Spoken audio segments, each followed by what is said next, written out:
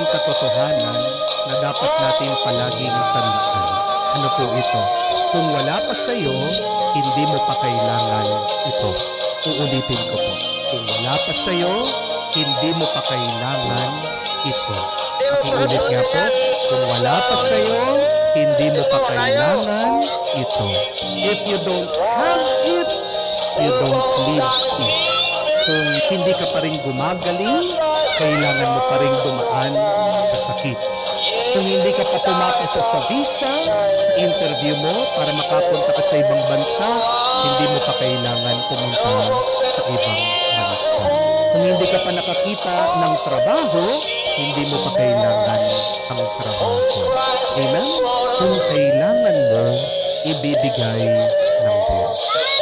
Kung kailangan mong gumaling, papagalingin ka ng Diyos. Kung kailangan mo ng pera, bibigyan ka niya ng pera. Kung kailangan ng pumasa sa board exam ng anak mo, papasa siya. Amen? Kung kailangan mo ng bagong laptop, bagong computer, bagong gadget, bagong cellphone, gagawa ng paraan ng Diyos para ipagkaloob sa iyo. Kung kailangan na magbago na iyong asawa, babaguhin siya ng Diyos. Kung kailangan mo nang pumunta sa ibang bansa para makapagbakasyon ka, gagawa ng paraan ng Diyos para makapunta ka sa ibang bansa. Kung kailangan mo ng kotse, ibibigay ng Diyos sa iyo ang kotse. Amen? Kung kailangan mo ng malaking bahay, ibibigay ng Diyos sa iyo ang malaking bahay. Amen?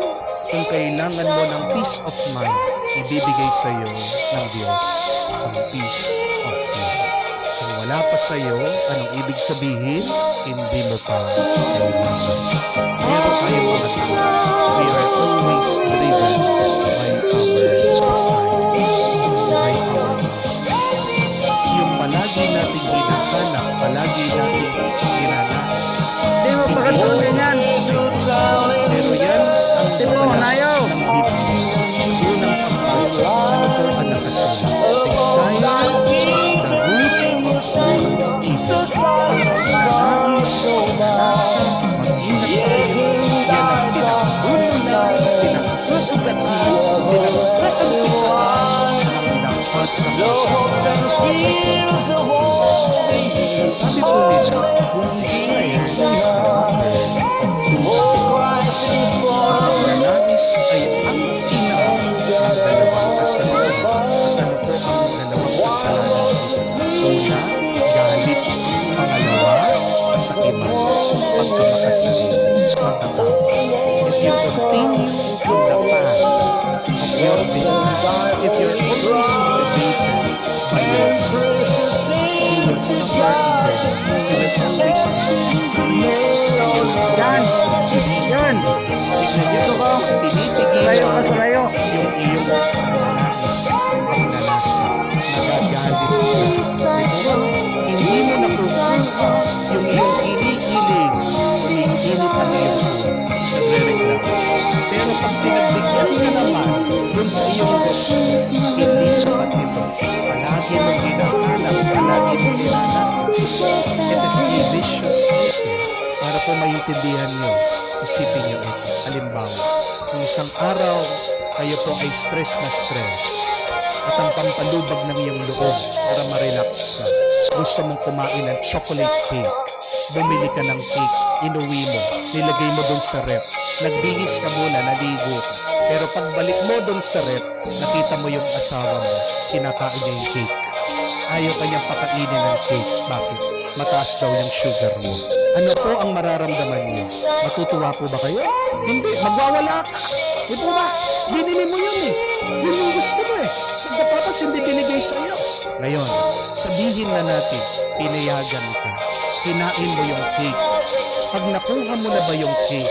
Pag nabusog ka na ba dun sa cake? Tama na ba yun? Sapat na ba yun? Maaaring para dun sa oras na yun, tama na. Pero, bawat may stress ka, bawat may problema ka, iniisip mo yung cake. Hindi po. Cake lang yun. May iba-iba tayong mga cake o pampalubag loob. Meron dyan alak. Meron iba sugar. Merong iba malalaswang panoorin. Merong iba ang bababae, ang lalaki. Whatever it is, replace, substitute that cake with that vibes. Pag hindi mo nakuha yung bisyo mo, magagalit ka. Pag nakuha mo naman, hindi sapat yan. Kasi palagi mong iniisip, yan lang ang magbibigay sa akin ng tuwa at kapayapaan. But it will never satisfy you. Beware. Mag-ingat pag meron kang pagnanais.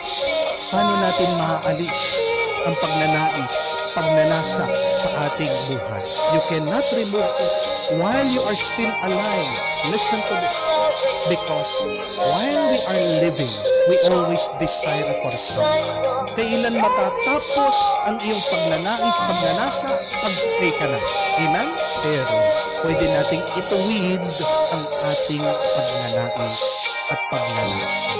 To remove your evil desire, we should be conscious and aware to desire what is good and holy. The question is, do you desire God? Yan ang magiging sagot para mabawasan ang kasamaan, ang ating kasalanan pag tayo ay nagnanais o nagnanasa. Always desire God first. Because with God, you are complete. Amen? Ano po ang nakasulat? Psalm 23, The Lord is my shepherd, there is nothing I shall want. Kung ang Diyos ang sinusundan mo, kung ang Diyos nasa iyo, hindi ka magkukulang. Lahat ng pangangailangan, ipagkakaloob niya sa iyo. At ano po ang sabi ni Saint Teresa of Avila in her very beautiful prayer? In God alone suffices. In God alone suffices. Diyos lamang sapat na.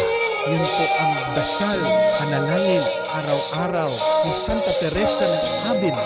Kaya nga, naging matuwid ang kanyang pamumuhay. Naging banal siya.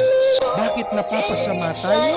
Dahil hindi ang Diyos ang una nating ninanais. Amen? But when you desire God, this is the good news. When you desire God, God will not only give you what you need, God will give you more than what you need.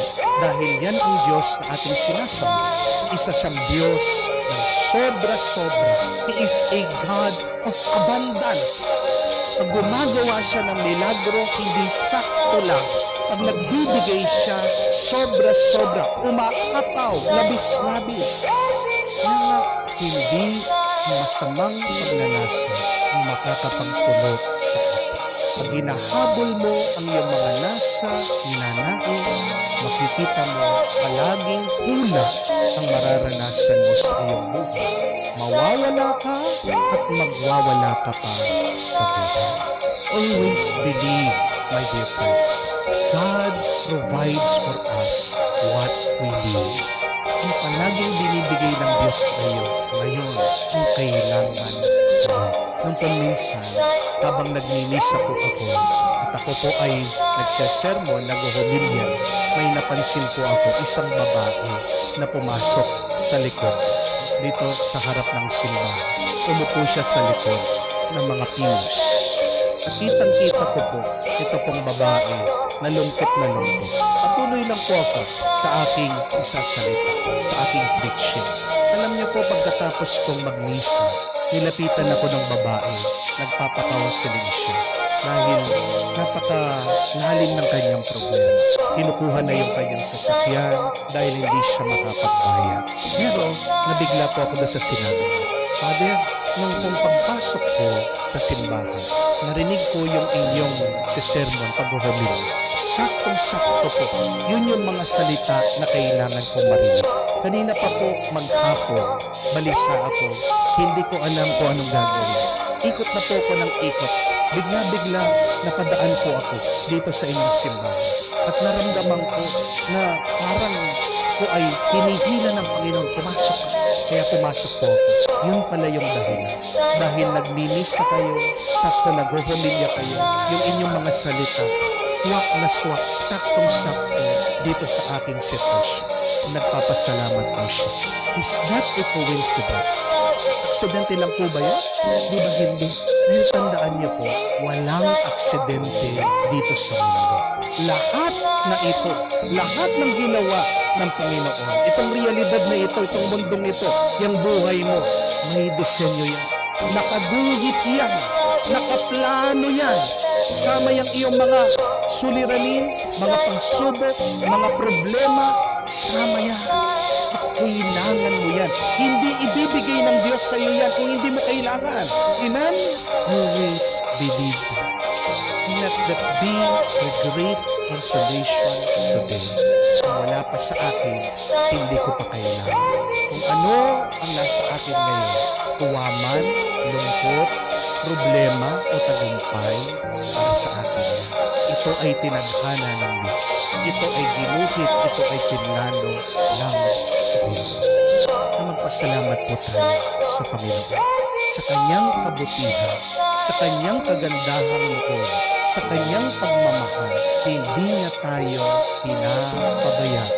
Tumawag lang tayo sa Kanya, ibibigay niya ang iyong kailangan. Maniwala ka, magtiwala ka, sumunod ka sa Kanya at magpapakita pa siya ng milagro, ng nakakamanghang grasya mararanasan mo ngayon.